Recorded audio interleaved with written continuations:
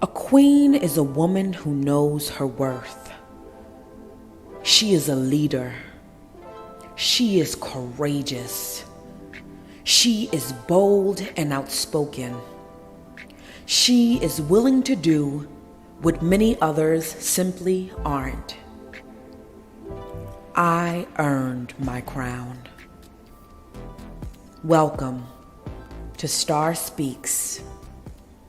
Being a woman means living in a society where your body is tied to your worth. Drowning in a pool of beauty standards, suffocating from others' perceptions of what you should look like. I know all about changing yourself to become more attractive. I spent the age of 14 to 22 years old on just about every diet you could think of. Not to make a conscious choice to be healthy, but to fit into a size I thought would feel more beautiful. I spent my teenage years finding every flaw in my appearance and any excuse to run away from myself. And when I finally did lose the weight, it wasn't sustainable because I had did it for all the wrong reasons. So I asked, how far are you willing to go to fit into a beauty standard that was never created for you? Welcome to episode 2 of Star Speaks, the year of the BBL. I am your host, Nzinga Starnubia, and I have 2 amazing panelists here with me. Hey. We have Jakira and Essence in the building. What's up? What's up? Thank you guys so much for coming on the show. So we could just gonna jump right into it, right?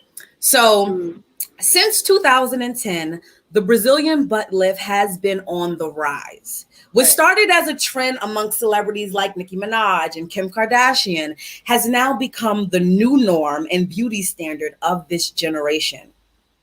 This surgery is the most dangerous surgery that you can get, but it is also the most highly requested amongst women and some men. Right. There was a viral video that I'm sure you guys saw of a couple weeks ago where there was a airport overwhelm of over 20 something women coming back from DR who all got BBLs. And there was a viral tweet that really struck a chord in me. It said, BBLs hitting the community like crack in the 80s. Which is facts.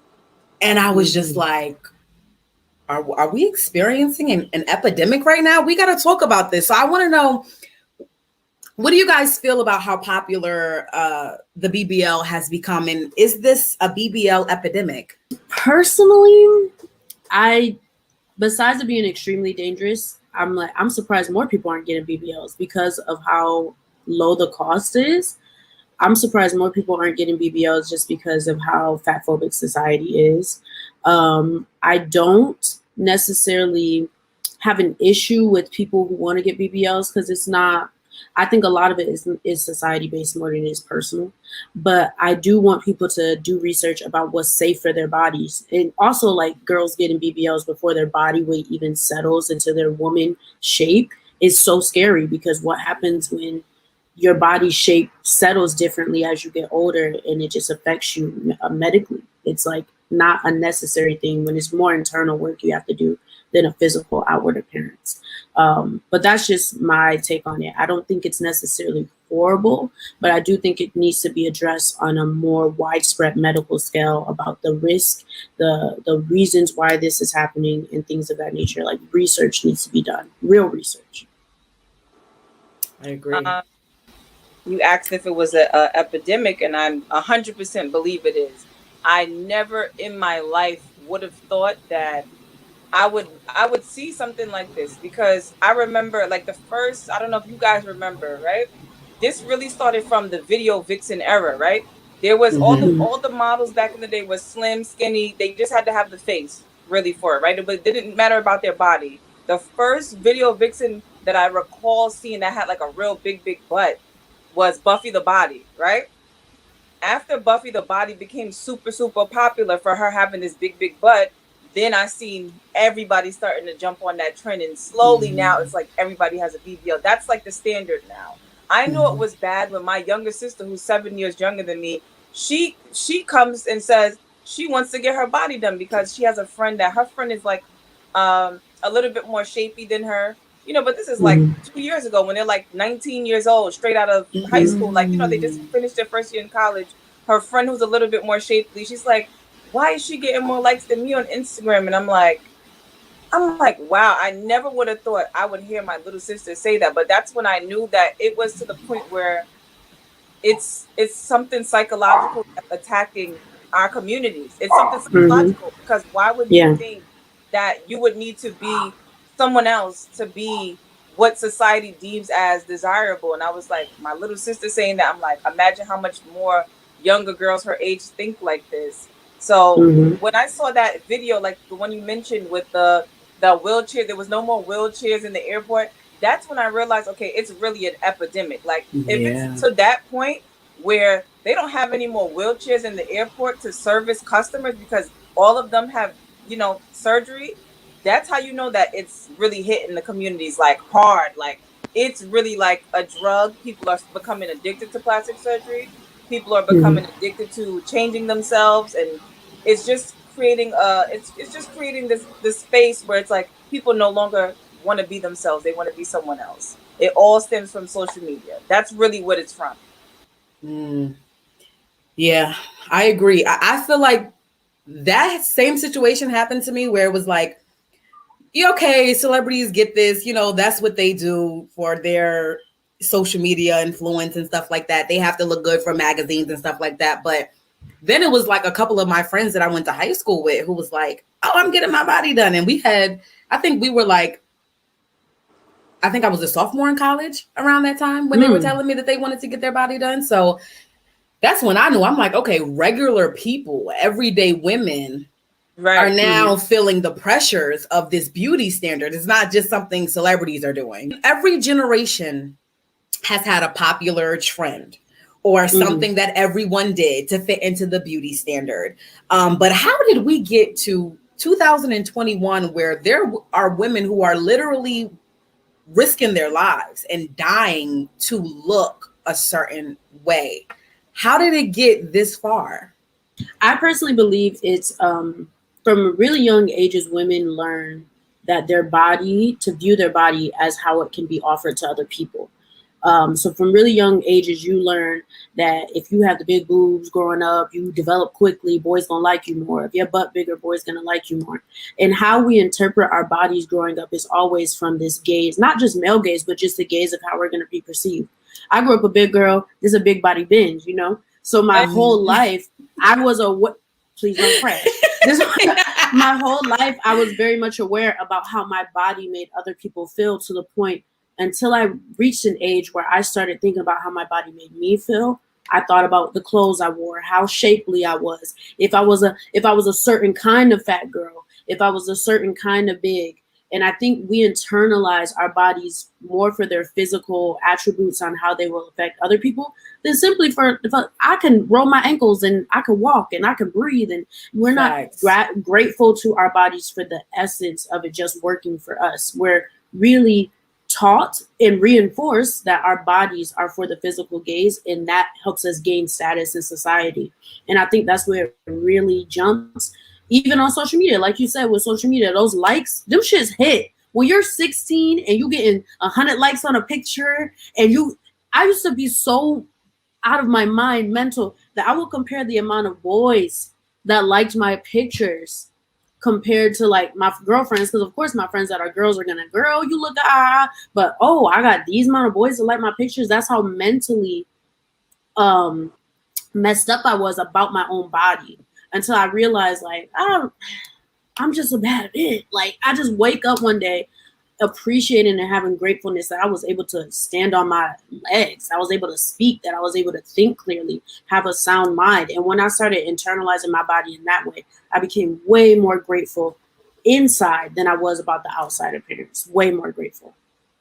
Like when she said she realized which kind of fat girl she was. I feel like that's another conversation that we have to have also. Because like I don't want to bring this up, but if you look at an example, Lizzo, right?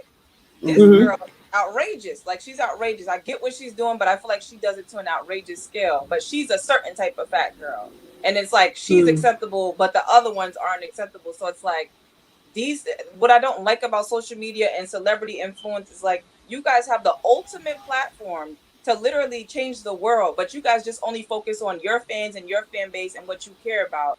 Celebrities need to look at it as, okay, I have this one group of people that I influence. No, your influence affects the entire world. So when Lizzo is out here twerking, looking crazy, I feel like they deem her as the representative of the big girls. No, she doesn't represent the big girls, because the big girls that I know don't do what Lizzo does. Like, I get it. She wants to, like, embrace her body, but it's like, there's a way to do that without being like everybody else. Like, you don't have to be twerking on Instagram, Lizzo, to show that you appreciate your body and you want to build up your self-esteem. It's not about that. Like, you could be whatever you want to be, but let's keep it classy. How we got here is just, it starts from childhood, the Black communities, the low impoverished communities, right?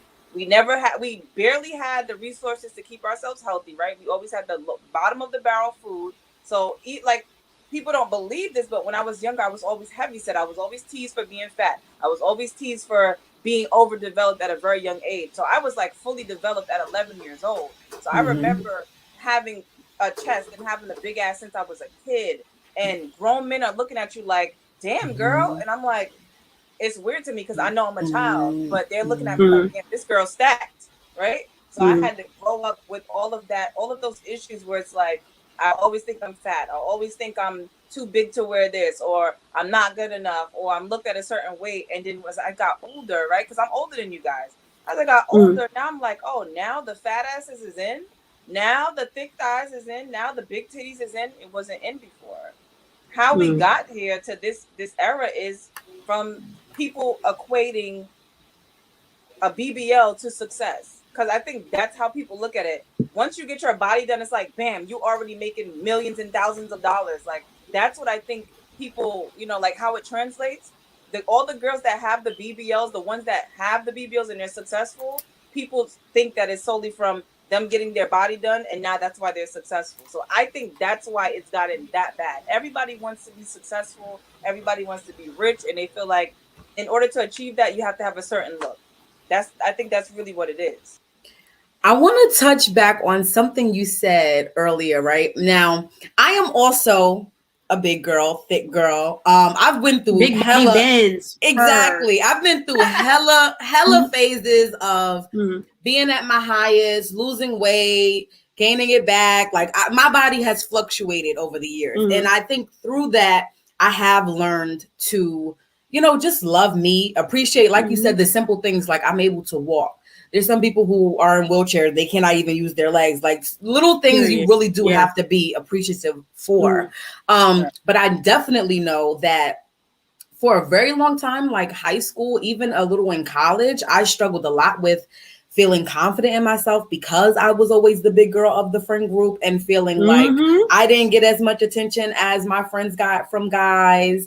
And just how social media programs you to see, exactly, they program you to see that, okay, this is acceptable and this is not. And to go back to what you brought up about Lizzo, I want to talk about Lizzo, right? Because I love what Lizzo is doing. I love what Lizzo is doing. And I'm going to tell you why. Because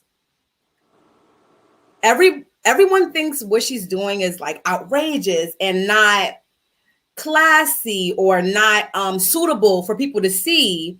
But Megan Thee Stallion is doing the same thing Lizzo was doing. Cardi B is doing the same thing Lizzo is doing. Every other girl on social media is doing the same thing Lizzo is doing, wearing her bikini and being confident and twerking and dancing and living her best life. Why does Lizzo get the hate that she gets? Is because she is a bigger girl. If she was small, if she was shaped like Megan, or if she was, just fit into the normal beauty standard, no one would think it was outrageous, because we see it every day with other body sizes all the time. I think Lizzo is doing it for herself because she's confident, but also just because she knows that as big women, It's like we have to cover up, or we can't be sexy. We have to be the funny fat friend or something like that. We can't be, No, I'm crying. you know what I mean? Like the sexy. No, for real. It's a very real thing. Jakira? Listen, so this summer, I know you watch my stories, but this summer I really went in about making sure I had more fat women surrounding me and friends and stuff. Because I realized, like, growing up, I was the only big person in my friend group. No one in my friend group ever gave me permission to love myself. No one in my friend group ever gave me permission to be sexual. No one in my friend group never gave me permission to be fun, to have fun, to enjoy myself how they are because they're thinner. And nobody in my friend group actually took time to make me feel valued as a friend. So it made me develop habits like being the Aunt Jemima or being a mammy, or everybody getting able to call me auntie. Like, I'm younger than y'all. And y'all calling me, come on. You know how many people times have you heard the auntie speech? Girl, like, so Jakira, many times. I'm so not your many auntie. times. I'm not your I auntie. don't got I got no nieces and nephews. You know what I'm saying? Like, and I think there's something about Lizzo for big girls. She's giving us permission to love ourselves the same way that Meg Thee Stallion get a tall girls, the same way that Cardi's giving the Dominican girls. As far as like mental health, like I feel like if from the time we were children and we were told, you know, like just say every morning your parents said, you're beautiful, we would be completely different women very earlier in the years. Like, I'm still older than you guys, but I can tell you, growing up, I never heard someone say that I was pretty. I never heard somebody say, oh my God, you're so beautiful. Like, I literally told my mom this the other day. I was like, one of my aunts came up to me one day, and I remember I was like, maybe I was like 11 years old, and she was like, you know what? You did turn out to be a pretty girl. Why would you say that to me? Like, turn out? She was like, you did turn out to be a very pretty girl. And I'm like, what? Now imagine at that age, because I can't remember my mind state at that point, but I know that to this day that stuck with me, because I'm like, what were you trying to say? The rest of my life I was ugly? Like, you understand? Like, I'm not one of those people that grew up and was encouraged to be my best, and I wasn't told, oh, you were pretty, and I was teased my entire life. I remember being in second grade, first grade, people used to throw paper balls at my butt because my butt was so big for a child. So they would look at that as, you're fat. Like, bitch, you fat. Like, they used to call me turkey butt, chicken butt. I remember my brother was like, if I put my leg on the heater, it's gonna smoke. It's gonna be smoked ham. Like, my brothers used to roast me, bro. Like, roast me. So then when I got older, and I think when I got to middle school, when I was like maybe 12 years old, my body just went from me just being fat to it morphing into something else. Like, and that's how I have the shape now. But I'm like, like, I feel like everybody needs to wait for their body to transition, because some people don't understand that being heavy, it is like hereditary. Like, if your family, if you come from, you know, like, we Caribbean women, so, you know, we thick. We eat, our parents are feeding us stuff that we should not be eating as children because it's not healthy. And then they don't realize that mommy and daddy, you kind of had a part in playing in this, because why didn't you feed me the healthier alternatives? Why didn't you get me involved in sports? Why didn't you get me involved in things that would have helped me to create a healthier lifestyle? Because now I have to grow up with this and deal with it as an adult, how to maintain my weight, how to build up my own confidence. Because we can't get that from our parents, because they come from that era where they were never probably taught about self-esteem, mental health, well-being. So it's like our generation now, we're the ones that's healing our generation and the ones going forward. So we have to look at ourselves like, you know what, we're accomplishing something that our ancestors would have never dreamed of. Because imagine then, they were being spit on, beaten, killed. So imagine their self-esteem. There was no self-esteem. There was no well-being, no healthy mental state for them. So us just having these conversations is like, it's like mind-blowing to me that we're taking the time out to even do this and express how we felt, our different examples of growing up. Like, we all have a different story.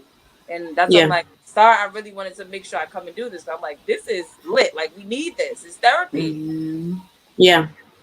I love what you said, Essence, and how you brought it back to childhood, because I really do feel like social media plays one part with this, but the root of how it's gotten to where it's gotten is body dysmorphia, and how it's been running rampant in our community for the longest. Like I remember, and I want to talk about this too, right? Because I am curvy, but I am more top heavy, right? So in the Black community, I have had times where I've had aunts comment on my body like, "Oh, Star, you ain't got no butt.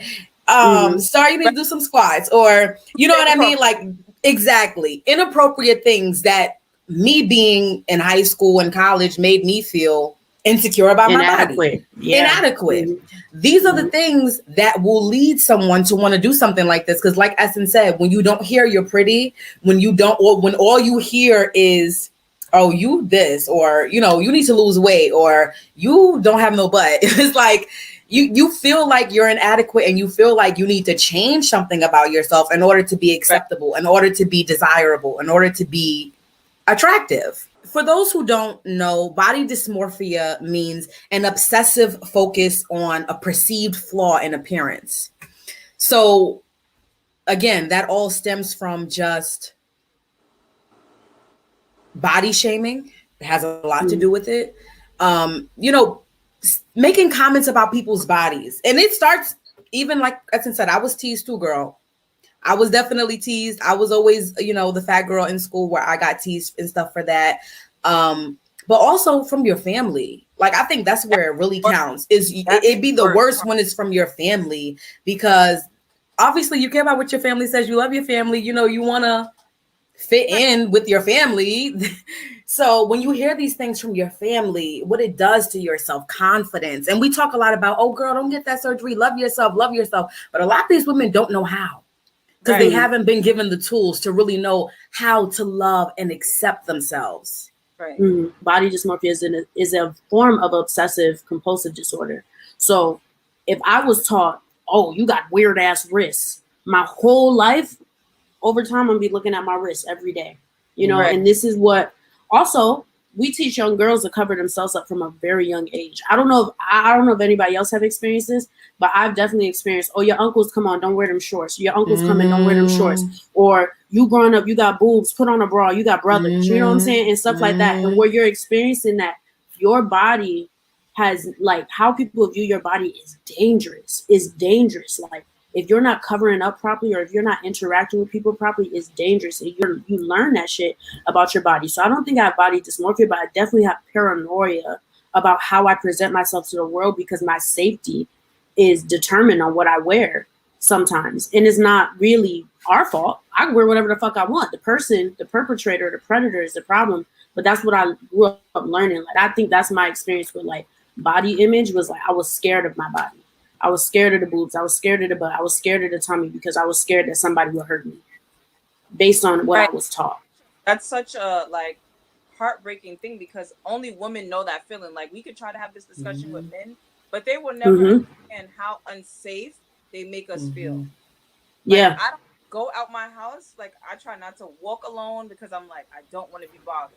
I don't want somebody to come up to me. I don't want to get kidnapped. Like, we literally have to condition ourselves to always be in stealth mode and to be afraid all the time, just because of our body. Like, just because of this. Our body. So imagine when we have daughters, we got to explain to them the same, like, we got to try not to pass the trauma on, but we got to tell them, like, well, this is what you got to be afraid of when you go out here into these streets. Like, and men will never understand this, how unsafe they make us feel. That is so real. That's so real. And I victims from men. If you look at the BBL pandemic, and the reason why people that have BBLs will try to dispute this, but it's like, y'all really got that? Y'all didn't get the BBL to try to shit on me. You got the BBL because you want attention from other men. But that's not the right kind of attention that you want. You don't want that attention for real, sis, because people that really get that attention, you really just be like, be in fear. Really, introvert. You don't want to be around people. The BBL thing is really sad, because one, we really need to hold the medical community accountable. They know the risk. They know the risk. They know the risk. They know they need to act. If there's doctors out here doing an adamant job on the BBLs, or doing it for the reasons that is honorable, okay, boom. but the medical community needs to be held to it accountable. People need to stop going to that doctor in DR that's doing it in a shop front. People need to stop going to the people that's doing it for lower than what it is, that don't have the actual medical supplies to make sure it's done properly. And we need to start holding these people accountable, because it's really people losing their lives over a body image, and it's sad. It's sad. Incredibly sad. It's so sad. I don't know if you saw Star. I had posted, there was like this girl that was like a huge influencer on social media. She was like 23. She got her body done. I think like because when you get you go to get a BBL, it's several rounds that you have to do. That's the thing. It's not enough information being told out, because the celebrities, we see them just with the after product, but they don't show you the process where they're sitting around their house with the drains on, looking crazy. But you have to get rounds of BBLs to actually get the achieved look that the celebrities have. That's several rounds of a BBL. So this girl, she got her first round, I think, like in the United States, right? Because in the United States, you can only get but a certain amount. So she wanted a bigger look. She went out of the country, got it done, and she wound up dying. And this girl has millions of followers. And I'm just like, how many more people have to die for people to understand that this surgery is not a game? Like, just because you see one person die here, two people die here, and these are just the stories that we know of. Imagine all those people that we don't know of that passed away from BBLs, that will never make it to the news because the family's embarrassed to even say that their child died from plastic surgery. But I feel like with social media, it's like, it looks like it's just like a chop shop. You go there, you get your surgery, and then you're a bad bitch. Like, that's not how it happens. Like, I just want people to stop promoting it in that way. Like, okay, you're gonna get a BBL, and then you're gonna be famous, and then you're gonna be rich as fuck after that. That's not real. That's smoking mirrors. Because I'm in the industry, so I know. And I was working on set with this girl. I'm not gonna say her name because she's super, super famous. Like, she's super famous. And we did the photo shoot, and her body's ridiculous. Like, it's BBL'd out, and this is years ago. This is like maybe 5 years ago.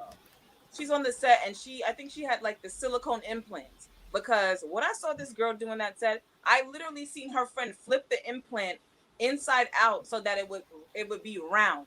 I never saw things like this until I was like in the industry. So I'm like, did she just flip her ass implant around to make it look round? But if you see her on social media, you would never think this in a million years. That should tell you that you fucked up. Like, you shouldn't have did this, because now you're going to be in pain for the rest of your life, but you're going to look cute on Instagram though. But it's like, they don't show you the real tea on how they live their life. It's not all smiles, and it's not all, oh yeah, this nigga's buying me a Birkin bag. It's not like that. It's really, they're really in pain, right? They really, a lot of the times, those implants explode, the breast implants explode, they get sick from these surgeries, but they're not showing that. And that's what I don't like about it. Get a BBL, do what you want, but please be transparent about what you've done in the process. And the risk. There's a level of who are we celebrating, right? Like, not just about fat women, but like when we see the people that our friends are posting on their, so when they reposting their stories or posting someone's picture, who are we celebrating? Like, really look at who you're celebrating, who you think to be desirable. And then it's really easy to see, like, if I'm always seeing, that's just how marketing works. I got my degree in marketing. That's just how marketing works. If I'm always seeing a Kit Kat for a week, I'm gonna want that Kit Kat at the end of the week. If I'm always seeing this one body type being successful, if I'm always seeing this one body type win, and success is like a drug for us now too, where like financial success, and visibility. If I'm always seeing this, I'm gonna think I need this to achieve these things that I want. Let's talk about social media in depth for a second. Like, yes, first of all, we are the first generation to really experience technology the way we have, right? Yeah. So this is when people created the internet, no one knew it was going to develop into this. There's a lot of after effects and side effects that came with us constantly being on our phones and constantly seeing what other people are doing. Like constantly, even subconsciously and unconsciously comparing yourself to others when you see like, oh yeah, girl, she getting this many likes, or she got that kind of body type, or I want to be like her, she up. It's the comparison. So I want to know, do you guys feel like BBLs would be as popular if we did not have social media. If Instagram did not exist, would BBLs still be as popular as they are? No. One, where are they getting the money to get it? That's what I'm asking. Like straight out of high school, 19. No, I'm being dead honest. Like, where are you getting the money to get it? They're not that expensive, but at 19, my mind would never be able to wrap my head on spending $5K, $6K on getting my body done. Like, my mind could have never went that far with it. That I just couldn't imagine that, right? And so where they getting the money to get it? That's one. Two, if you're not seeing something in rapid succession, how we're seeing it's not like we see 1 or 2 BBLs a day. We seeing it on our friends' stories, down our feed, on TikTok. We seeing it on TV, like reality TV shows and stuff like that. So we have an influx of these things. We're eating it up. Like, we're a glutton for that shit. So if we didn't have that much of an image and we had more normal bodies, like I live in Spain. In Spain, you go to the beach, it be titties out. It's no, you don't need to wear a top, right? Here, you see the grandma titties, you see the shits to the knees, and it made me like, no, for real. Like, I've always had big boobs, so they always hang. And in my mind, I've always been like, oh my god, like just somehow insecure. But I be at the beach out because you know what I'm saying. I'm so used to seeing normal bodies celebrated in this space that now I have a different view of what a good body look like. But when I'm on Instagram, I had to make an intentional effort to curate my Instagram to where I'm only seeing people post books, or I only see my friends post. I made an intentional effort. And if I see my friends posting stuff that make me feel bad about myself, I mute them. I love you, but I'm going to mute you because it's not serving me and my higher purpose, period. So I had to make intentional effort to curate my page. But if the only thing I'm liking is nails, hair, BBLs, reality TV, the shade room, gross. I hate the shade room.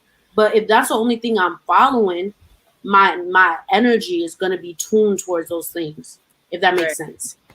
Right. And I think she said the most important thing that we could say in this discussion is that we're here for a spiritual journey, and all of these things, when you're like, this is why I don't own a television. Like, I have an iPad. That's it. I don't watch TV because people don't understand. I need to get like that. And you're being programmed. Like, I knew it was a problem. Like, I was with my sister and my best friend the other day, and I'm sitting at the table. My phone wasn't in my hand. I'm just like, just chilling, vibing with the party. And they both on their phones, and they scrolling and scrolling. I said, that's the they caught in the Matrix, bro. They caught in that Matrix. I couldn't believe what I was seeing, bro. Because I was like, I'm not gonna lie, I was kind of smacked. So I'm like, it looked crazy to me. Like, they literally like this at the table. Scrolling. I'm like, nah, this cannot be life, bro. I'm like, they're completely sucked into it. And I'm not like that. Like, I'm like I have all the social media apps, but I literally, because I'm an artist and I'm in the industry and I know what it really is behind what y'all all see, I'm not sucked into social media. I'm not sucked into it. I'm not sucked into likes and attention because I know what it really is. You know what I mean? I think a big part of that too is paying attention to the people who are making money off of this, right? The medical industry, doing all of these BBLs and things like that. The people who are like, I remember seeing, like sometimes you see celebrities literally promoting their plastic surgery. Like they'll be on live, like, oh yeah, I'm getting this procedure done. This is my doctor, promoting it because they're getting a check out of that. A lot of people don't know that too. Like people are getting paid to promote this to more people and to get it out there more so that more people can make more industries, like medical industries and stuff like that, can make money off of this. Like there are like millions of people a year getting surgery. It's a big industry making a lot of money from this. So the more they put it out on social media, the more money they can make. Like it's a game, and people don't realize the power of seeing an image over and over and over and over again. Your subconscious mind is not a joke. We've got to go on a commercial break, but when we come back, we are going to hear from a woman who got the BBL and her experience on her procedure and why she believes there is nothing wrong with getting plastic surgery. This video is sponsored by Too Lavish. Too Lavish brand has been supplying clients with luxurious tresses since 2017. They make affordable hair that can last up to 2 years with proper care in textures mink straight, lavish body wave, and exotic deep curly. Check out their new Glam Now Pay Later options with the firm. Visit toolavishbrand.com to shop now. I had the opportunity to speak with a woman who got the Brazilian butt lift. She was 3 months post-op and she wanted to talk about her experience. This young lady would like to remain anonymous, but I am going to play a clip, a little bit of what she had to say in her experience. A lot of the death rates that I've seen are actually from these meatpacking industries where literally like they chop out girl after girl after girl. And I will be completely honest with you, girl, like that is one of the clinics that I went to, and I really don't recommend that at all. Just going like, okay, like I'm gonna mark you up and then I'm gonna pump you up. A lot of these girls coming in for the surgery are really big girls. You know, when I went to my clinic, I was the skinniest one there, and I'm not even that skinny. They're pumping out girl after girl. Like, as soon as you're done, okay, let's throw another girl on the table. Social media has everybody crazy for a BBL. I let everybody know I have a BBL, you know, because I don't want anybody to think like, okay, like I could work out and get a body like that. That's just so unrealistic. How can you be a spiritual person and get plastic surgery and alter how you look? Spiritually, I'm one way, but we are all confined to a human body, and I feel like in order for us to really be happy, we want to look a certain way. Why would we have a physical body if we are solely just spiritual beings? Everybody has an insecurity, you know, it's just how far you're willing to fix it. You don't put on makeup just to look good for yourself.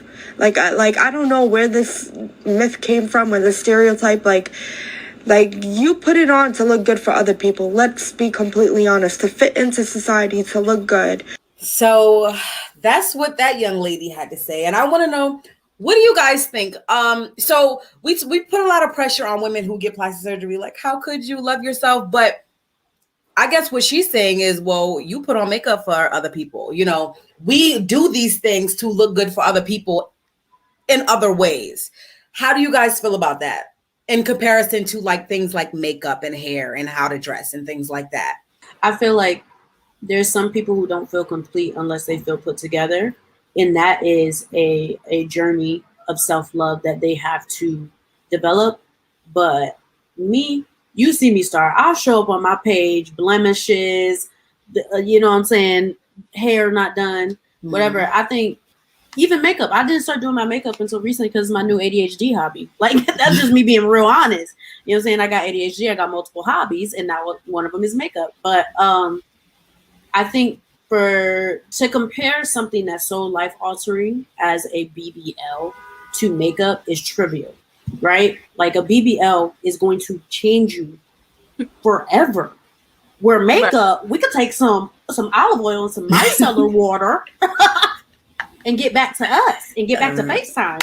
So I think that is trivial. I agree that, you know, there are some people who have to have to go outside with, you know what I'm saying, the hair done, blah, blah, blah, blah, blah. And, you know, I think we're all taught that you present yourself a certain way. If you want to abide by those rules or not, that's up to you. Like I said, I don't have a problem with people getting plastic surgery. I think if it can help you love yourself a little bit more, boom. As long as you're safe, as long as you research the risk, I don't care. But to compare it to something as simple as makeup, like, I think that's just a stretch for someone who has been judged a lot, and they're trying to find a way out of that. That was her only defense that she could say. Like, I'm pretty sure she's happy with her results, what she's done. Yeah. Her to say, don't bring spirituality into it, sis. Because a really enlightened person would know that God made you as you are, and you are a God. So you wouldn't have to alter yourself to do anything. God made you as you are. Everybody has God in them. We never heard about no plastic surgery in the Bible. I'm sorry. Nobody was going to, because we were all so spiritually inclined that we knew that we are the highest being. There's no need to alter anything. God made you specifically how he made you for a reason, so that you can ascend and become your higher self when you develop and reach that level. But the girls with the BBLs, they have what we call the BBL behavior. So they go around and they kind of like, and anybody that says this, they're lying. That says no, they're lying. When these girls get a BBL, their confidence just takes over the room. Like they come in there, make sure their titties is out, make sure they wear the tightest shit ever. You know, they want to be extra, flipping their hair and laughing extra. They just become extra. But you know what? I think it's a characteristic of some people not dealing with the internal, right? Like externally, I'm winning, but I'm not dealing with the internal. So externally, I'm big. I'm in people's faces. People are looking at me, but internally, I feel small. So how do people deal with feeling small? Most times, they got to make everyone else around them feel smaller. Yeah. You know what I'm saying? Like if I feel like the smallest in the room, it's my job to make you bitches hate on me. That's how their head is, and that's just people who benefit externally or feel small in general. That's just their energy, right? Like I love how I have curated my space with my friends where when I'm feeling big, nobody around me makes me feel small, right? And I don't have to make nobody feel small to feel good. Like as somebody who used to see people get bullied, you see those people turn into bullies because they're hurt. Mm-hmm. So I think it's a level of we got to give women a lot more grace because we have to go through mad shit. So when I see a woman that's, oh, I'm the biggest person in the room, I got to make other people feel small, I separate myself because I don't need it in my life, but I pray for her at the end of the day because I know there's something in her spirit that's not at rest. You made such a good point. And I do want to touch back on the topic of spirituality because to this young lady's argument, she considers herself as someone who is very spiritual, and she feels like, well, this thing of duality and knowing that, you know, we are spiritual beings, but we're also having a human experience. But I think there are a lot of spiritual wounds that play into that a lot of people, they're not aware of their shadow self. They're not aware of how their trauma has affected them. They're not aware of the things that are in their subconscious mind that are causing them to feel these insecurities within themselves. We as women have always, since the beginning of time, have some kind of beauty standard that we have to live up to. We have to be sexy and we have to cook for our man and we have to just be everything that a man would desire in a woman. Right. I'm not cooking. That's one. It's so crazy. And I think these things get cemented into your mind. And then you wonder why there are some women who genuinely feel like, I got to get this surgery to be sexy. Like sex appeal is a big thing right now, especially in pop culture. It's in the music. It's in everything. Everybody's twerking, showing their ass. You know, sex appeal is very big right now, very big. And it's always been there. But I think, scary. It's OD. It's like over the top now because back in the days, we still had like Left Eye and we still had, Aaliyah, who was sexy, but not over the top sexy. She still was like that tomboyish type. So we had like multiple artists that were like giving different things. But now it's like, if you're a female rapper, you got to be twerking. You got to be, you know what I mean? Like Meg Thee Stallion, Cardi B, all of the main popping artists right now, even Lizzo. It's sex appeal. It's sex appeal. It's sex appeal. Yeah. In the music and how they dress and the performances and everything, it's all about how sexy you are. Mm-hmm. Sex sells. And it's evident. It's evident. It's the endorphins, really. Like when you think about it, the gratification you get from being a sexual, like desired person affects your mind. It affects your mind. I get so worried because like, as a kid, I had Barney. I had, you know what I'm saying? I had Blue's Clues. I had, you know what I'm saying, Cyber Chase. I had books. I had actual things. And I'm not saying kids can't absorb this. I think parents need to make conscious efforts. It's the parents' responsibility to make a conscious effort of what your child absorbs.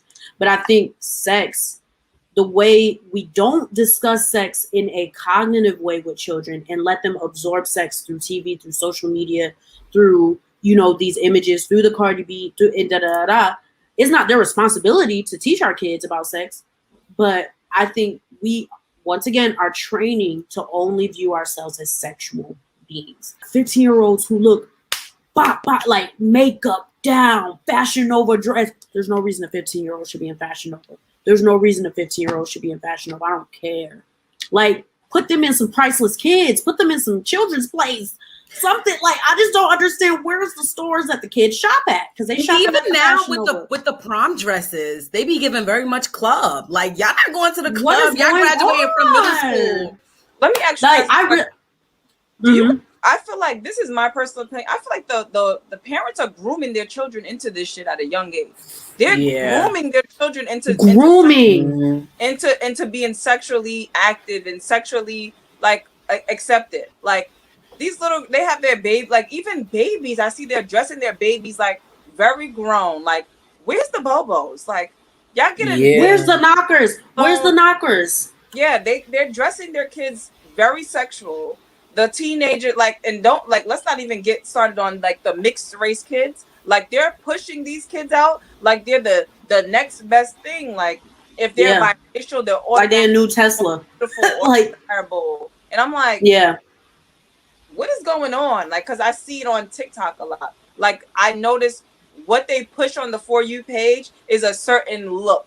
Like, if you're very sexual on TikTok or Instagram or any social media platform, they're gonna push you up on the For You page. You're gonna get the most views, but that's only because it has a sexual. It's like you're selling sex through social media, and the parents are grooming their children at a young age to do it. Like, and I think I always battle with this, right? This feeling of like, oh, you dressing this kid sexually. Because personally, I believe that if a kid is a 5-year-old, whether they in a crop top in a set and they hair done, in my mind, I'm like, they still 5. Like, I can still see them as 5, right? But so I always have a hard time with feeling like a kid should be dressed like a kid, but battling like, I don't want to view a kid sexually, so I'm not going to attach that to them. So if that kid's dressed that way, whatever. But I personally believe that if a kid is not allowed, if the kid dresses himself that way, okay, boom, whatever. But I just personally believe, like, where's the Skechers? Where's the Oshkosh Bigosh? Where's the SpongeBob t-shirt with the little jean? Like, I remember seeing a baby I knew dressed like Lil Baby. I was like, why is that little boy dressed like Lil Baby? I don't understand why children, and I really don't fuck with children being on social media. I didn't have my first cell phone until I was 15. And I think it did groundbreaking things for my creativity, for my passion, because what I had to entertain myself was really up to my faculties. And it wasn't until I was introduced to social media and stuff that I started falling out of love with things I'm passionate about, because I already had this, thing giving me endorphins every day. I didn't have to strive to feel good. Like, my brain signals was just firing off at the fact that I could go on Instagram and scroll. Oh, girl, she cute. Oh, I could buy this, to the point where I didn't know who I was when I was 20 years old. And I really had to sit back and be like, who the fuck? What happened to the girl post 15? What happened to the girl post social media? Like, she had mad shit she did. There's so many trends and people don't know who they are. They're not taking time to really sit with themselves and be like, yo, at the end of the day, all this shit aside, who am I? It's an escape, right? It's an escape from the real reality that you don't like. So either whatever problems you're facing in your life or whatever, you can go on social media and be a totally new person. You could be on social media and just show the goodness of you, and no one knows what you're really dealing with behind closed doors. And that's what's very dangerous about social media, is that, like, you really have to sometimes put down your phone and realize, okay, this is real.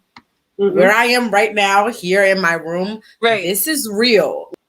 It's so dangerous, especially when you are extremely naive and you're not, and you're really underdeveloped and you're not at a mature state. These things can easily brainwash you into feeling like you need to get a BBL to be cute. You need this, you need that. Yes. Exactly. With our people, we're touch deprived. We're emotionally deprived in our homes more times than not. We're not told I love yous. We're not hugged.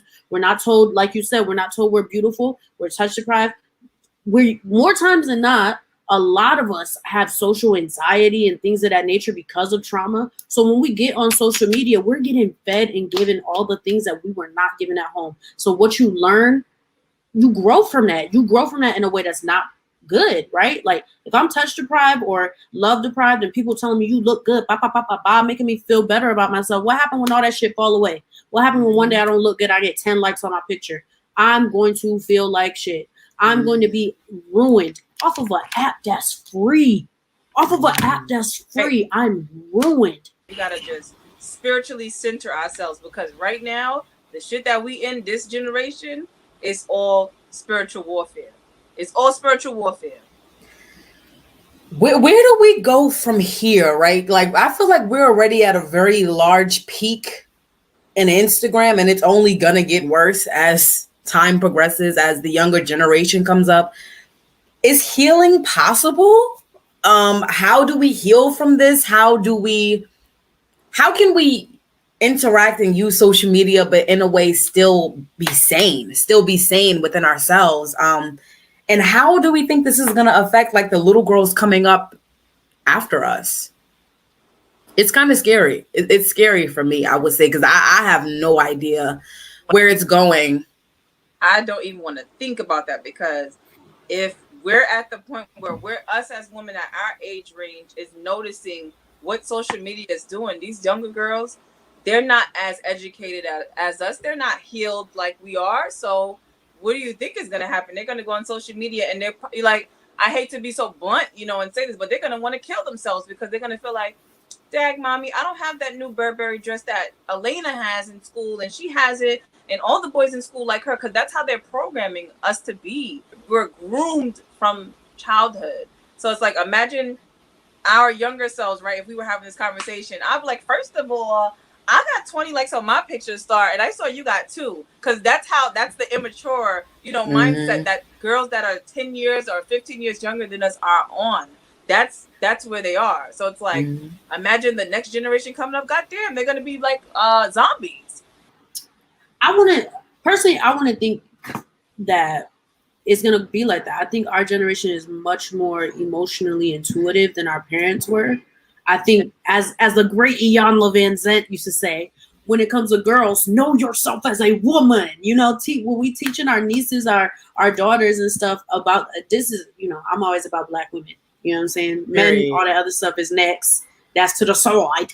But know yourself as a woman. When you teach, like, if I didn't learn who my mother was as a woman until I reached a certain age. And I think if I would have known who my mother was as a woman, the things she dealt with in her mind, the things she dealt with in her spirit, I would have been much more in tune to understand who I was. You know what I'm saying? And I think, like, I was a child who was celebrated for doing the things that made her happy. So it was much easier for me to find my way back to that shit. But it's kids who, comparison is a thief of joy, who are comparing themselves because they ain't got nobody bigging up the shit they do.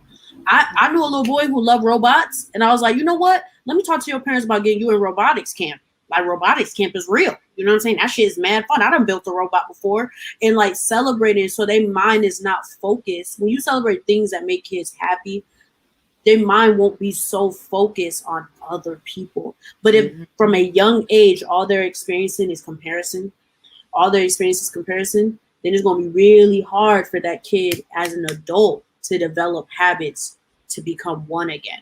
So I think, like, for us, it's just being honest and raw with our kids. Today, I had a really depressing day. If my mom would have said she was having depression, I would have respected my mom more. You know what I'm saying? My mom said that she was bipolar. I would have felt my mom more. I never felt her heart. I just felt the result of what she was going through. So I couldn't understand who I was. Yeah. And it's the same thing with us. Like, I feel like I have a little godbrother, and I tell him all the time, it's okay for you to cry. Jakira cries sometimes, my nickname at home is Nani. Nani cries sometimes.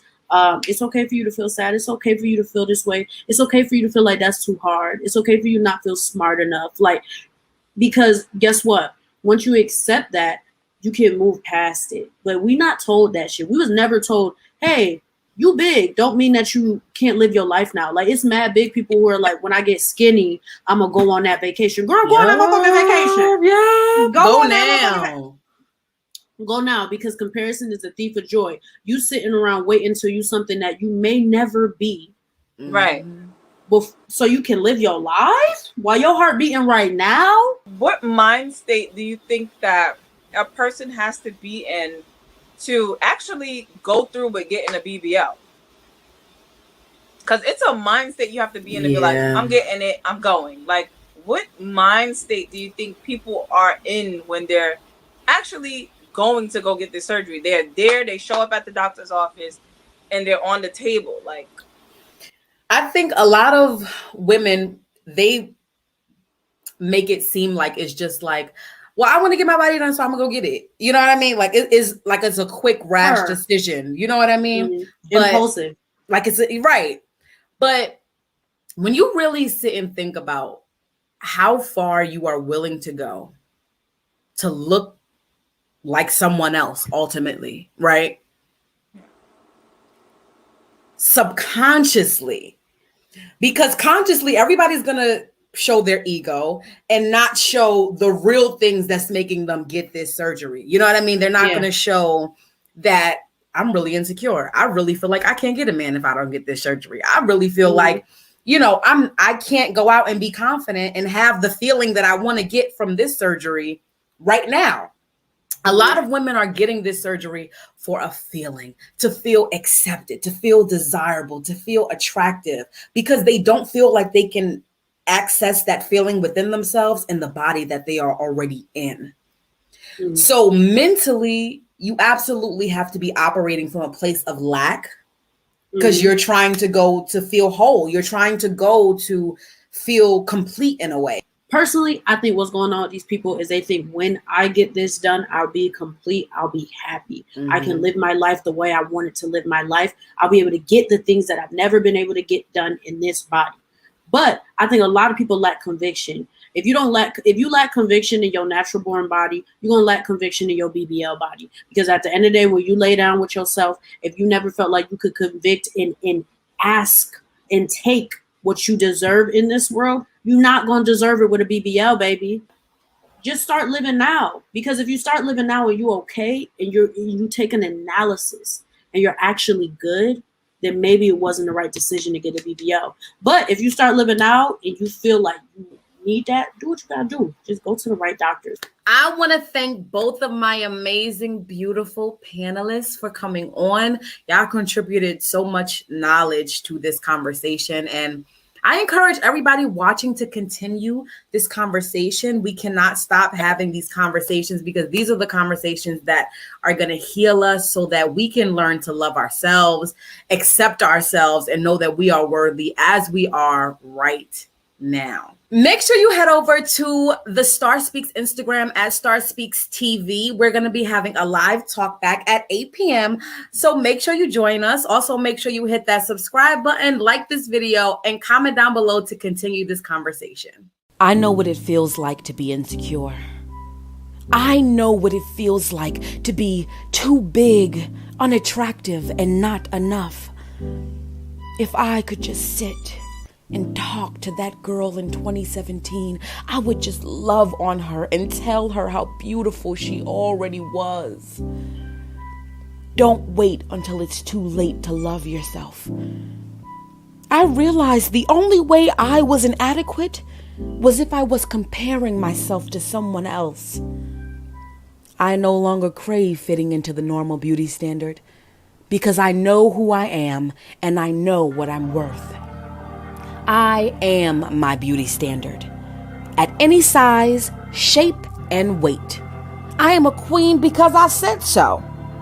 And if you don't like it, well, you can kiss my flat ass. Peace.